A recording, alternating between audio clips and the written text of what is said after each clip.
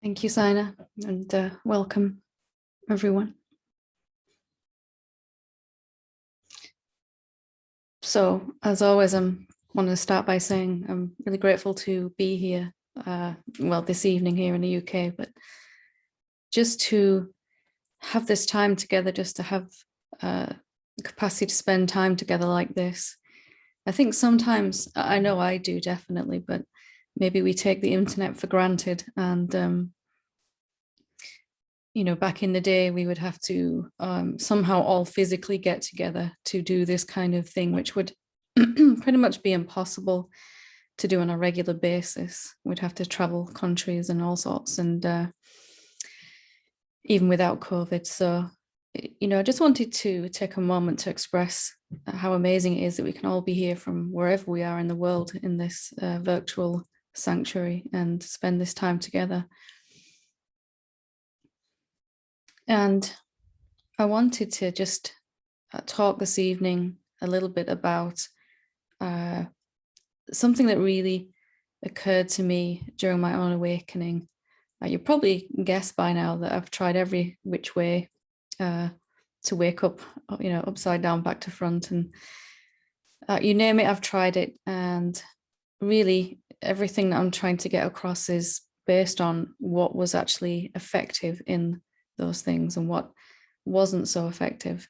So what did strike me at one point was when I first started playing around with self-inquiry, and I had this shocking epiphany that there wasn't any such thing as Helen. That was utterly shocking. If you've had that kind of experience yourself, you've looked for your separate being and not being able to find it, then that shock, I'm sure, will have been the same for you. Even if we know theoretically there isn't a separate self, when we actually start to look for, if I am a separate being, separate to my experience and separate to everything else, everyone else, I should be able to find that when I actually look. And we can do it right now if you want to. If you want to be shocked a little bit more, then just checking out, can you actually find a separate being? When we look, we can find a body. We can find there might be some thoughts going on in that body, in the mind. Might be some emotions. There might be sensations going on in the body, and maybe a sense of someone living in that body, maybe a sense of it, a sense of someone.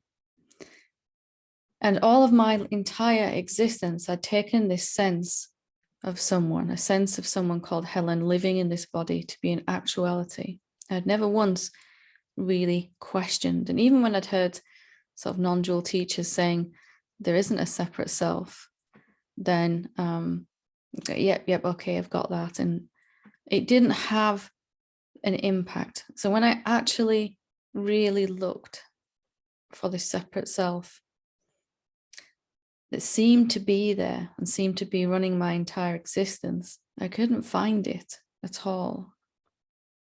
And that was slightly terrifying and also really exciting, but mostly shocking, because I knew from that point onwards that I could never really lie to myself again with the same kind of conviction, the same kind of certainty that what I was someone heading towards awakening, trying to get back to the self or whatever it was I was telling myself. And it took a while between that first time of seeing that there really isn't a separate self before the impact of that really, the full impact of that really hit me. And at first, as I've said, that was shocking and frightening a little bit, and also exciting, because here was finally something new. I've been trying to make progress towards awakening for so long and failing because, I didn't realize at the time there isn't any progress to make. We are already that. So when I first saw that there isn't a separate self, it was shocking, but it really didn't hit me fully. It didn't kind of penetrate my heart what that meant. What does it actually mean then if there isn't a separate being? in actuality, if there isn't a seeker, if there isn't anything to or anyone to be merged back into the self, or whatever we want to call that, awareness or silence or God or the supreme being, if there is no entity, no separate being that actually broke away from God in the first place, what does that actually mean? And it was quite some time before that really hit me. And when it did hit me, it's because I'd chosen to look at it again and again and again. What does this actually mean for me? What does it mean for my spiritual struggle, my spiritual seeking? What does it mean for my meditation? What does it mean for my karmic patterns? All of this, I had to really I got this curiosity. What does this actually mean then? Because on one hand, I'd seen that there was no separate self, and yet I was still suffering, still striving, still racing down the road towards enlightenment, where I thought it was in the future, some event in the future. And I knew I didn't look like or feel like the awakened beings that I had been studying their teachings. It certainly didn't feel like that. So I knew there must be something else to see. So I began to really question, what does this mean then? And I would really invite you, if you're ready and if you feel a resonance with these words, then to look at that with me here tonight. What does that actually mean then? If there's no separate being, what is actually here? And if there is no separate being, where does that leave our journey, our struggle, our suffering? And when I actually let this penetrate the core of my being, by being interested in it, recognizing if I was still suffering, then there must be more clarity or insight to come from what I'd seen. I hadn't let it fully sort of seep into the layers of all the layers of my being. And I began to open up and wonder, what else is there to see? If there isn't a seeker, if I can't actually find the one that's struggling and suffering, what actually is there then?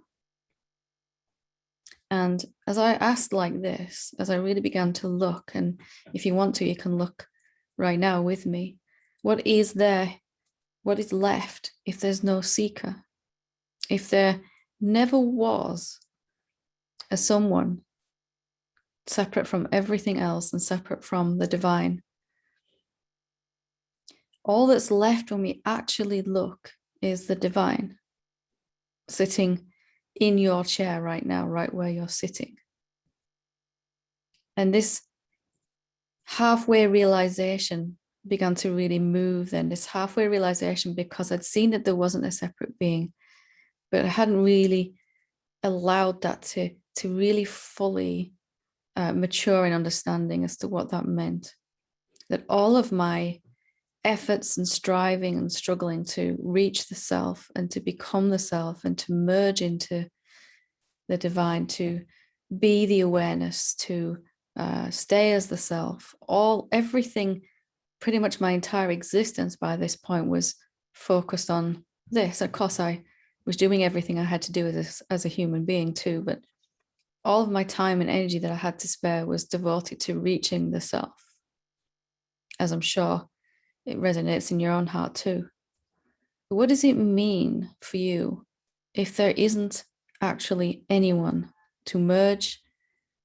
There isn't anyone that's separated in the first place, that there isn't anyone to meditate or do any of those things. And maybe meditation then becomes the recognition of that which is already here, just spending time looking at what's already here. And what happens when you really let that wisdom into the heart? And for me, it just had this stopping, this effect of stopping, just stopping a struggle, stopping striving, stopping, slowing down, where I was really striving to get towards something. All of my meditation, all of my self-inquiry, all the books I was reading, all the satsangs I was watching, everything, and I mean, everything I was doing was coming from the motivation of trying to reach somewhere, trying to get back home. And then when I realized that wasn't true, trying to merge back into the self. I used to pray for that every night before I went to bed.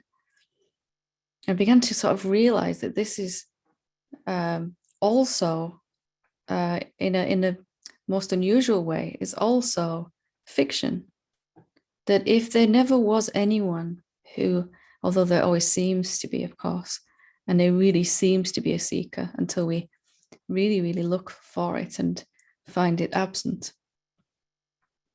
Everything I'd been doing was aimed at this thing that I couldn't actually achieve. And as I continued to recognize that I didn't even need to, that I'd only really gone halfway with this. You know, I heard it so many times. I hear it every day, at least every week. I said it a million times myself. Well, there's nobody to seek enlightenment.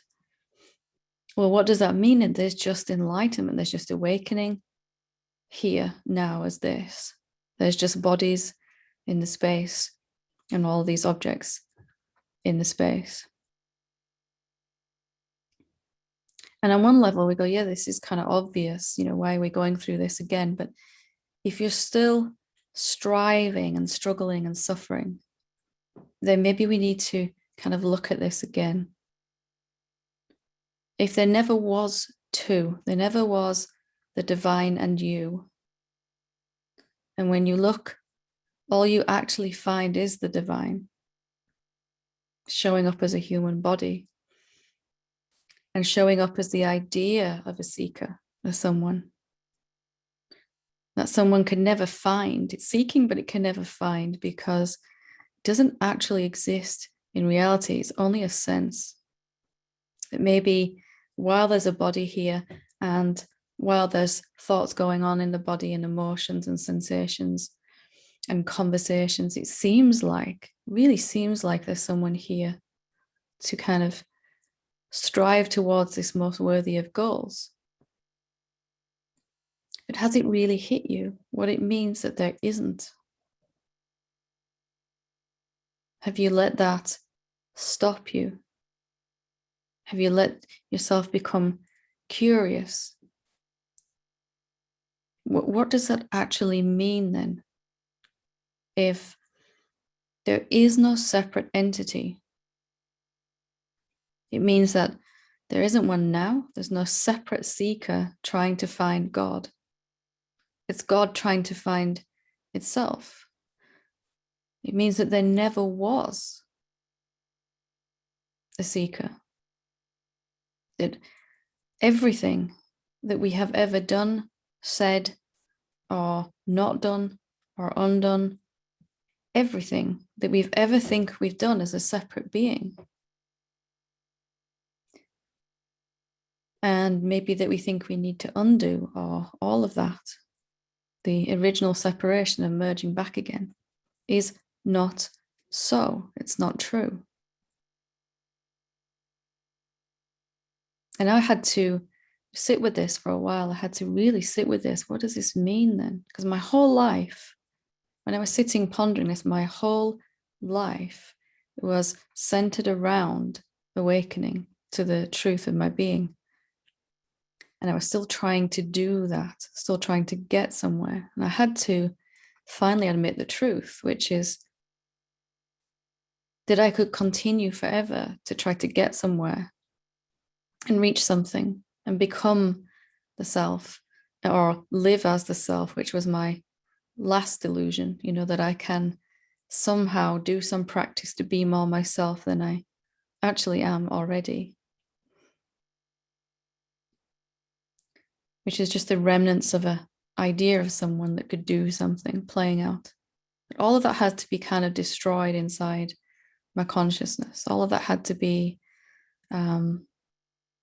swept away, really, to allow this stopping to occur, this recognition that right here and right now, I am as I always was and could never not be, just as you are, as you've always been, that this greatest story of all, that you once upon a time split away from the self, and now you're trying to get back again and getting closer. You know how the story gets more exciting as you get closer. I'm really almost there now, and there's just a few more things to get rid of and to see before I'm there. And if you want to let this hit you right in the heart, you have to finally admit that maybe all of my intentions for awakening, I might have to re-examine. Maybe it becomes more and more about seeing what is already so about me and has always been, rather than trying to improve myself or get somewhere, or any of those kind of spiritual goals that we're can be subscribing to. And when I first really let this sink deeply inside, that there is no separate being, it began to really strike me that everything that's happened to me since seemingly the conception of this separate being, since the first duality of me and the self, was not so. That there was nothing for me to fix or undo or become or let go of or transcend. That these are just things that are happening as the body and mind clearer and clearer reflects this seeing, that there is only the infinite being that is here. It's everywhere. It's showing up as the emptiness. It's showing up as the forms. There's nothing you can look at that is not it. It's everywhere. Every single experience you have is with this infinite being. That's all there is, for all time, for always. That really has the effect of slowing you down when you see this. This is what I want you to try to experience with me right now, if you feel you want to. Where else do you have to get to now with this seeing that there isn't a separate being, nor was there ever? It doesn't mean that you can't enjoy your individuality. What makes you unique and individual is not going to disappear in this seeing. In fact, it's going to come to the forefront more. You'll be able to really enjoy using this body and mind without fear of it going. You'll be able to really enjoy whatever its unique gifts and talents are. But there isn't any more work for you to do spiritually here.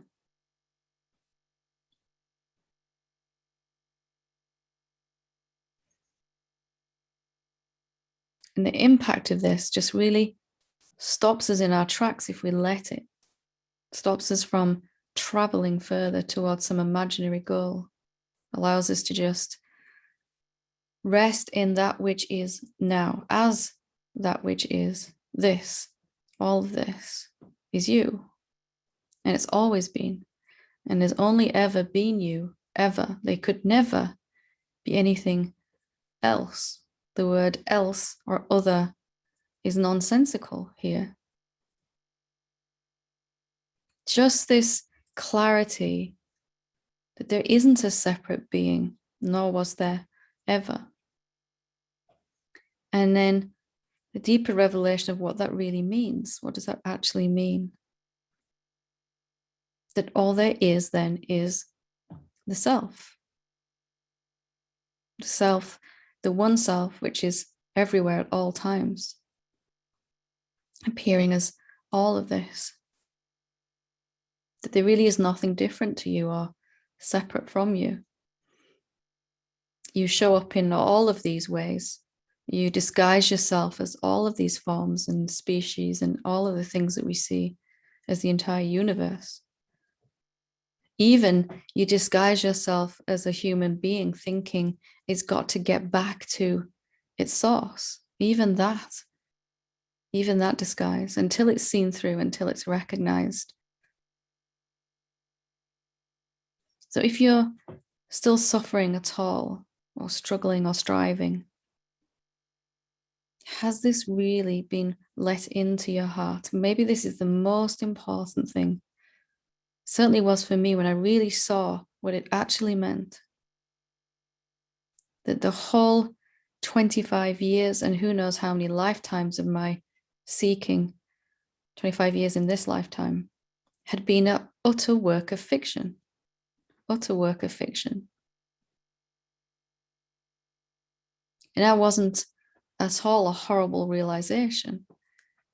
Even when my mind realized, yeah, but now I can't reach enlightenment because there's nobody to reach it. My mind was bitterly disappointed because I wanted it to be super duper achiever, and finally get there. But the relief, the absolute relief of knowing I was already home and had never left, ever,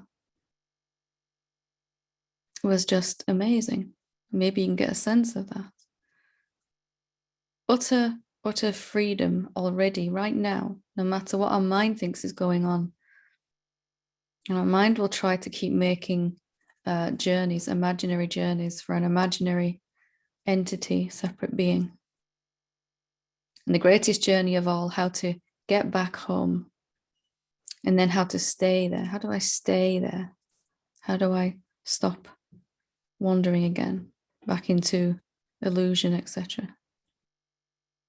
Are you willing to let go of all of that and let this kind of thing absolutely hit you?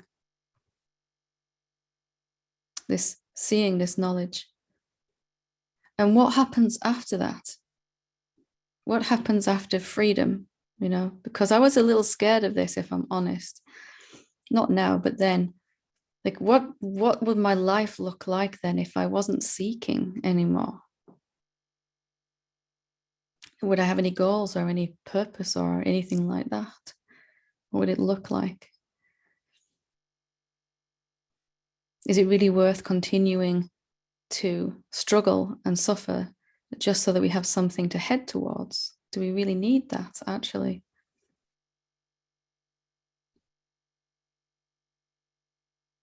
So if this is really resonating, I'd really urge you to become deeply, deeply curious. What does it actually mean?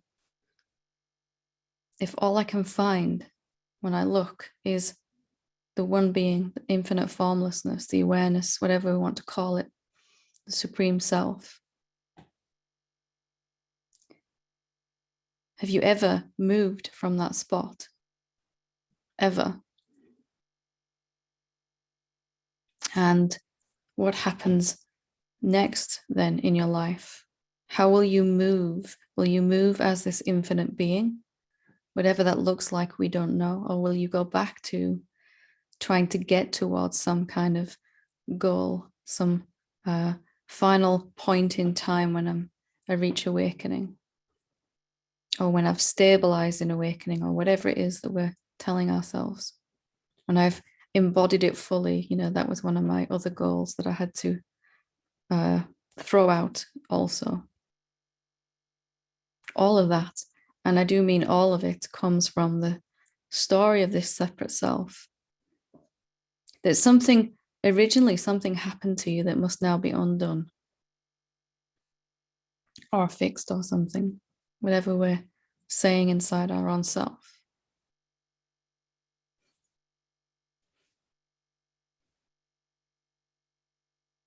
And I had to finally admit, I didn't want to because something inside wanted to keep traveling, but I had to finally admit I am that. I had to. If I love truth as much as I say I do, I had to finally admit all I find when I look is truth, is God, is silence, supreme being, awareness. All there is consciousness. I had to admit that inside myself at least, and let that destroy the urge to travel, the urge to keep moving, the urge to, I'm sure you recognize that if I just let go of one more thing, or if I just get one more thing, or if I just have more peace or joy or love or whatever it is that I'm looking for, then I'll be there. Or let go of this negative emotion or transcend this karmic pattern or whatever it is. All of that will happen. But it'll happen inside the already so absoluteness of your being. Already so. Already so.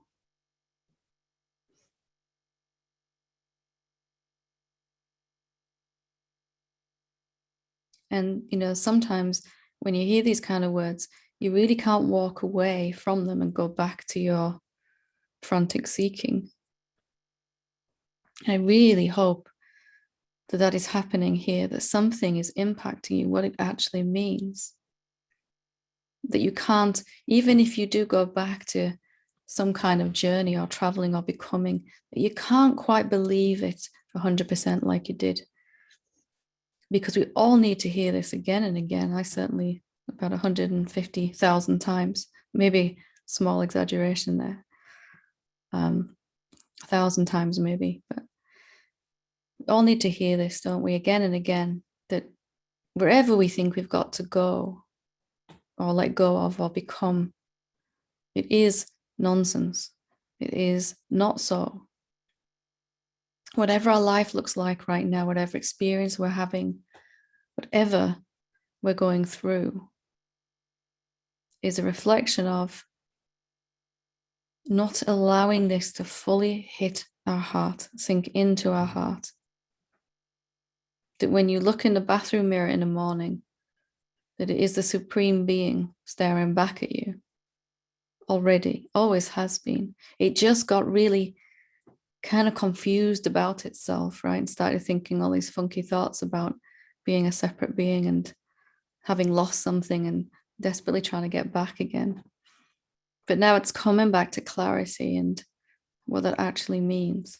And I really, really hope it stops you in your tracks and that you are, able to kind of sit metaphorically for a while and let all the good things in life catch up with you, because they've been running down the road, everything that you've ever wanted, trying to reach you, peace, love, and joy, and all of that.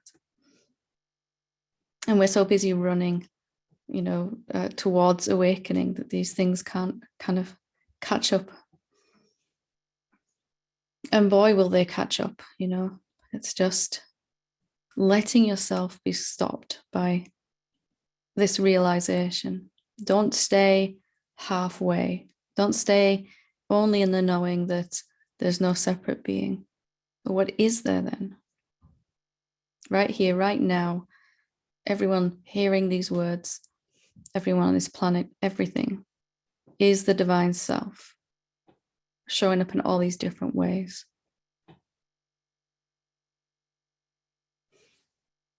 And I'm kind of laboring this a little bit because sometimes I get a really excited feeling that somebody's going to stop, somebody listening is going to stop in this.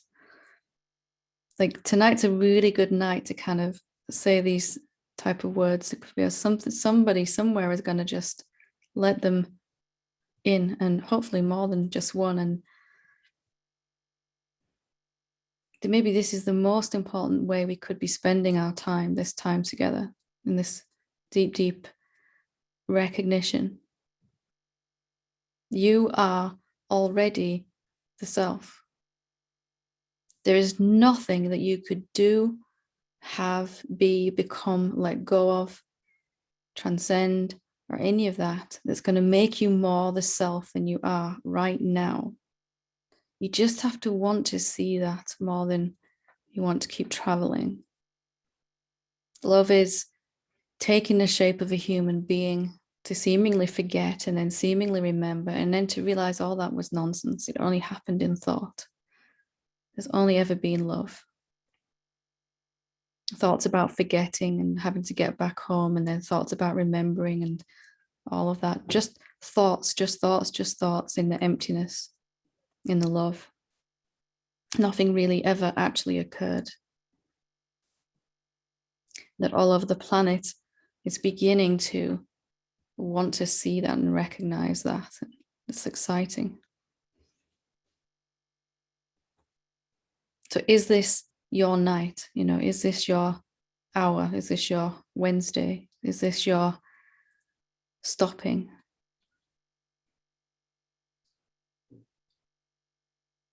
And I really hope so, because there is nothing more amazing as a human being than finally admitting the truth. And you don't have to, and it's probably not a good idea to go knock on your next door neighbor's door and say, by the way, did you know I'm the infinite being and so are you? You know, that's, you could try it, but just to admit it inside your own heart, that must be what I am, because that's all I find when I look. I can't find any actual evidence of this separate being, except a feeling. It seems to be there. I seem to be. I feel like I'm separate. But when I actually look, I can't find any boundaries on my being.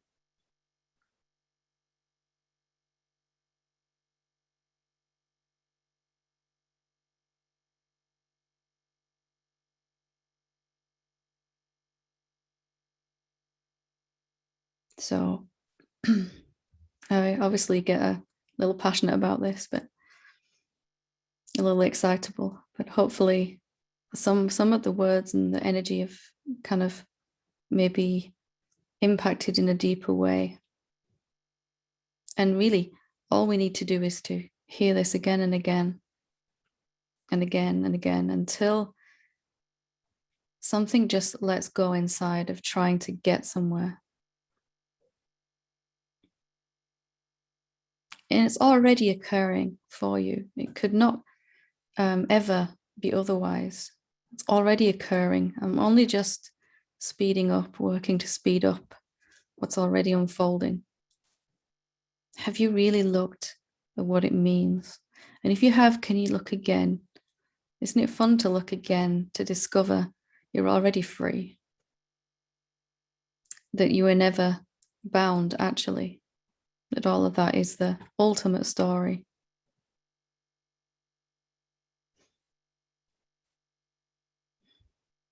Okay, I want to save some time for questions or sharings, or if you're struggling to recognize that there isn't a separate being, I'd love to help you with that. Or, you know, if anybody wants to contribute or share what's going on for them at the moment, feel free to raise your hand here on Zoom, or just start talking. Yep, Julie. Hi. Yes, very resonant what you're saying, and I feel like I'm in the middle of my 100,000 times. So thanks for reminding us to keep going, being in it.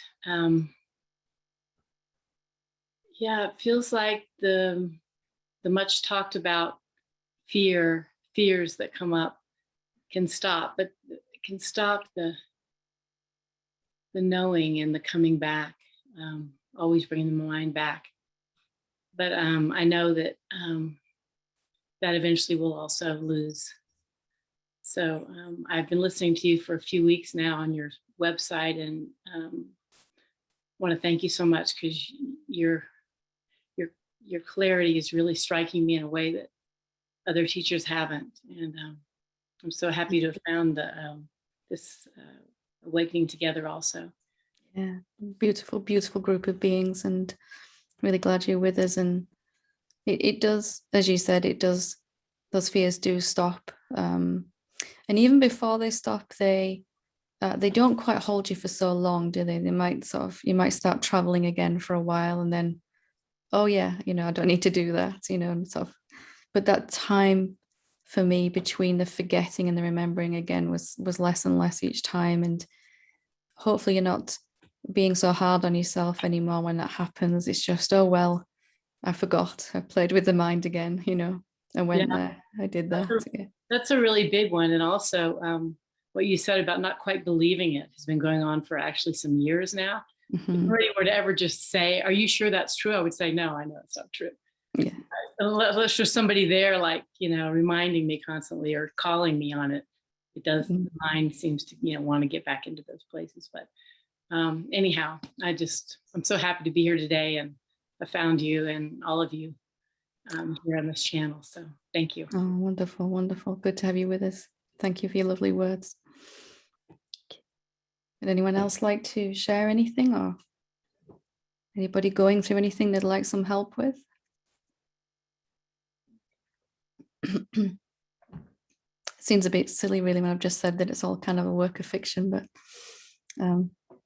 it seems real when it's happening. So, Joyce? Hi, Helen. Hi, how are you doing? Well, today is a bit better, but I'm wondering about, I've been following you now for a while, and kind of drift away sometimes. I did this summer and have been suffering, and my suffering, this suffering, actually is very body-based, and it seems like the energy gets trapped in my body. So I've been and it's really, really desperately painful sometimes, and so I do drift off into places where, I go into the chakra thing. Okay, it's stuck in this throat chakra. It's where my troubles often get stuck, and it just leads to really deep existential angst and questioning my own self, and wondering if this I'm wondering what I'm missing, maybe. It's it was very similar. There would be times when I kind of wonder. Times I'd be very dedicated to the pathway, and then times I'd sort of wander off back into, I guess, dualistic practices and things like that. And it's very normal, that, isn't it? But something is kind of pulling us back to the pathway, because to focus on, sometimes even to put the focus on the body or some kind of duality, it can be just almost that we just don't want that anymore. And that's where the suffering, the sort of intense suffering, comes from. So you find, as you kind of refocus back on silence, or whichever way you, awareness, whichever way you recognize the self, then you begin to feel immediately better in that. It's almost like thinking about things now is just not going to really work, and yes, there may be some blockage in the throat chakra, but or whatever is going on for us, but the best way to clear that now is to keep our attention on the self more than on the particular issue, because something's trying to work, trying to find a job to do, a problem to solve. Can you recognize that energy inside? Something wants a problem to solve. Something does, absolutely. Yeah. And I become convinced, I must heal my inner child, and other things, and even this fear comes up of when I went off. I've been reading some Buddhist and stuff and books and stuff, and this huge fear has come up, because in one of the books it says, you must have a very strong, stable ego in order to not lose your mind in your spiritual seeking. And to be honest, I don't know that I have a really strong, stable ego. So there's this fear now, newly hatched fear, that perhaps it's not for me because I feel so, I do get frightened. I do get frightened that I'll lose my mind or go crazy or something. Is that extreme? It's very normal to have that kind of fear, because we are never told ever that it's possible for a human being to function and to function well and enjoy life without mind orchestrating that. We feel that because our mind is talking all the time and thinking and all the stuff it does, that's why our life is working at all. Like, how I remember one point thinking, how's my body even going to remember to breathe if my mind isn't kind of doing all that stuff, and it was a huge fear of mine that I wouldn't be able to even continue to exist without my mind, that was impossible. These fears do come up. But I will say, I have never met anyone with a strong and stable ego ever. It just doesn't happen. Because the very nature of ego is that it is constantly contradicting itself. And whenever you read or listen to any teacher at all, including me right now, I would always urge you to access your feet. When you read something or hear something, how does that feel inside you when you read it? So you read that particular teaching, and can you feel that your body immediately told you this doesn't resonate with me? It wasn't that it's bringing fear up inside you, yes, but also your body was giving you clear signal that this teaching doesn't resonate with me. And if your body will always do that, we should always, our own authority is so much more important than anyone else, especially a spiritual teacher. They never should be able to override someone else's guidance, intuitive guidance. Okay, but when it comes to guidance, okay, when you say resonate, does that mean that it's like if it brings me dismay, like that was a dismay, and it brings trembling, and that like, and does that okay? It so it grabs my attention, but it doesn't. I would prefer. That's why I love you so much, because you're so reassuring, and I would prefer that it gives me reassurance and peace. And is that what resonance mean? You mean? Yeah, any authentic teaching should leave us feeling empowered, should leave us feeling more connected. If there is something that has brought up a fear, it's either one of two things that's happening. It's either that the teaching isn't as authentic as it could be, or that we have misunderstood something about it. So I read something in a book and it brings up this kind of dismay, as you were saying.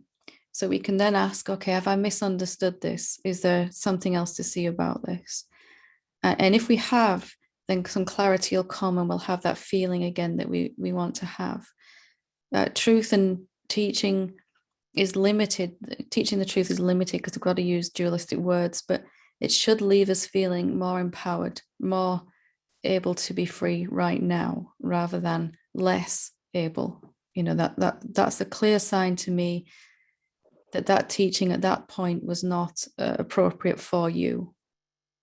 Okay. So I would always, and I would really urge you to always go with how you feel inside. If something resonates with you, if it feels good, then take it and use it. If it doesn't, maybe just check it out. Is this resistance in me?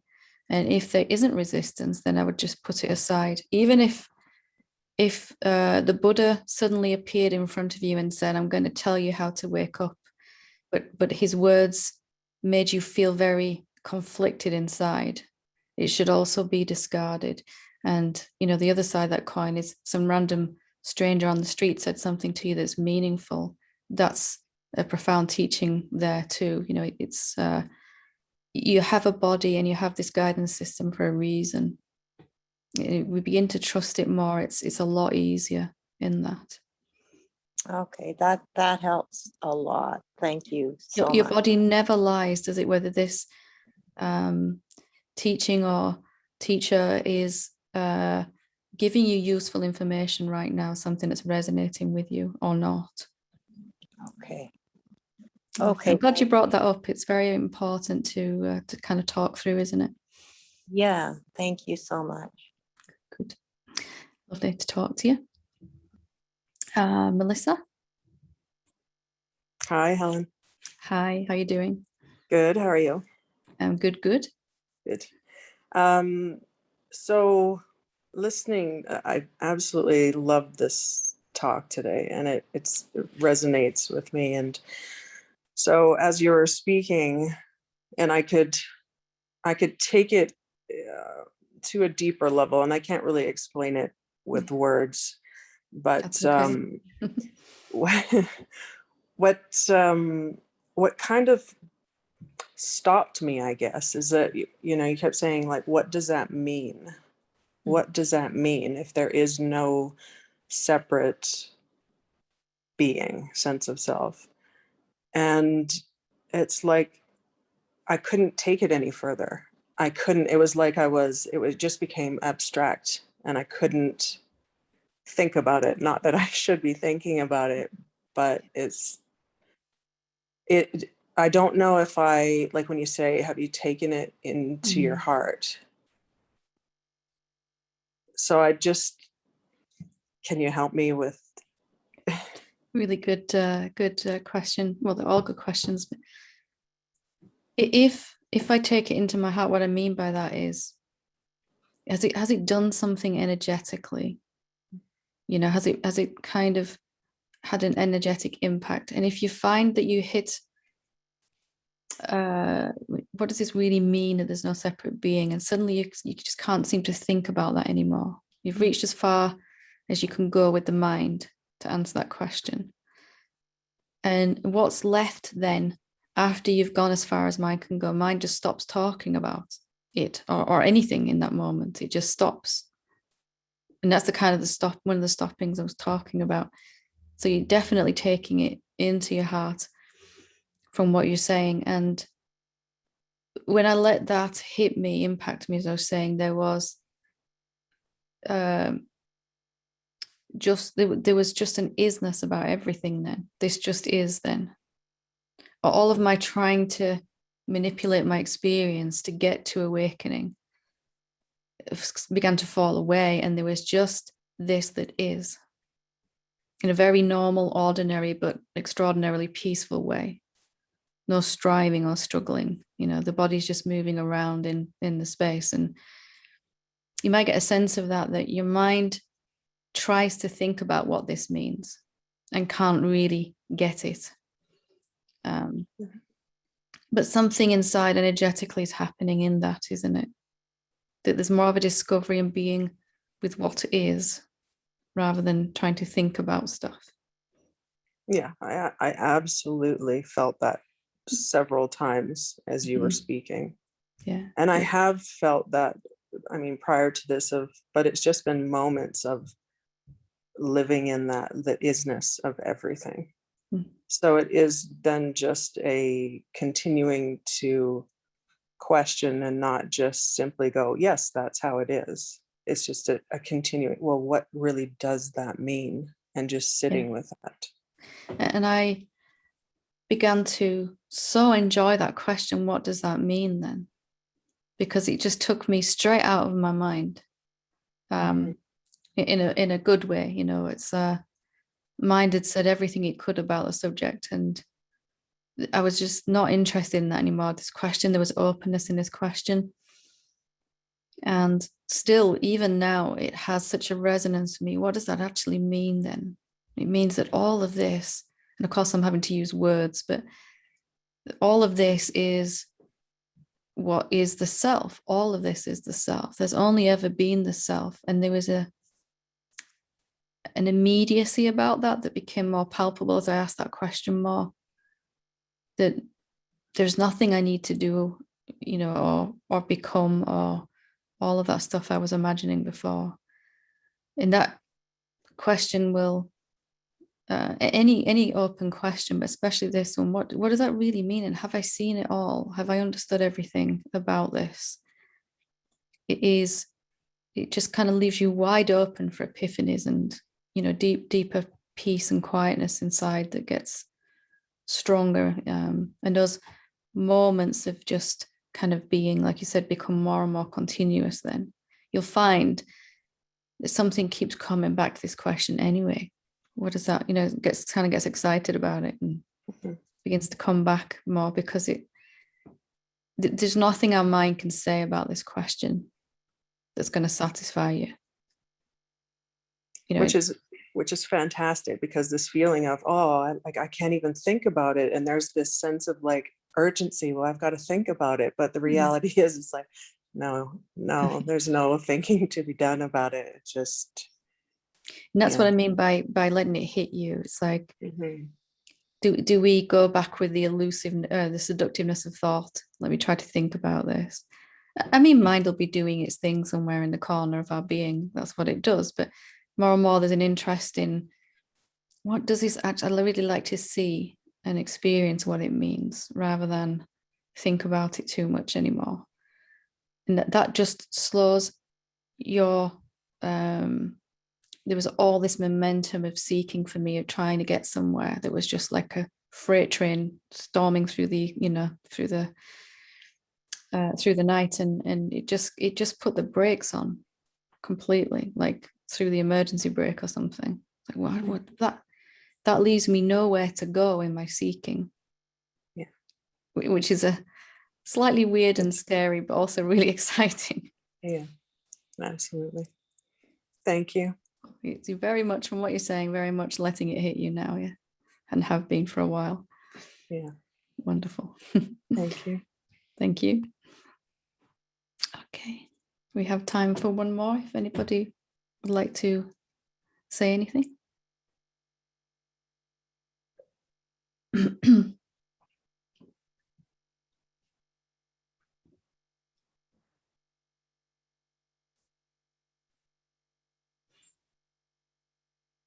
And if not, maybe we can just spend a few moments. A lovely way to finish it. We can just spend, well, we've got a couple of minutes left, 5 minutes left, where we can, I just wanted to get across, and maybe I have already, but just in case, I have to give it one more try. I have to kind of go for one more. That, as we were just talking about with Melissa, what that means when it hits you is it does, there's no separate being. There never has been. If there isn't an entity that's sitting in and around your body, separate to everything else that exists in the entire universe, if there isn't someone called you, there's just a body and thoughts about someone, the I thoughts going on in a head, in a body, sat in the infinite awareness, then it also has the capacity to really knock the power out of the karmic patterns that might still be playing. You know, I feel unworthy, or I feel unsafe. That has to be, your ability to kind of suffer and believe that has to be really diminished in the recognition that there isn't actually a separate being. It has to kind of be really undercut in that. And as these karmic patterns begin to lose their power over you, they never had any, but as you begin to see there isn't any person that has these patterns, there's just thoughts floating around in the ether about a separate being, then you stop trying so hard to perhaps overcome these patterns, and they begin to drift away anyway. They're clearer and easier to see. That's just not true. It's never been true. It is, I'm already where I'm trying to get to. There's nothing I could ever do or achieve that could get me any closer, because I'm already right there. this whole idea of progress and time and becoming just begins to sink to the back of your consciousness, and there's more just being and relaxing. You feel some of that happening already. It's already occurring.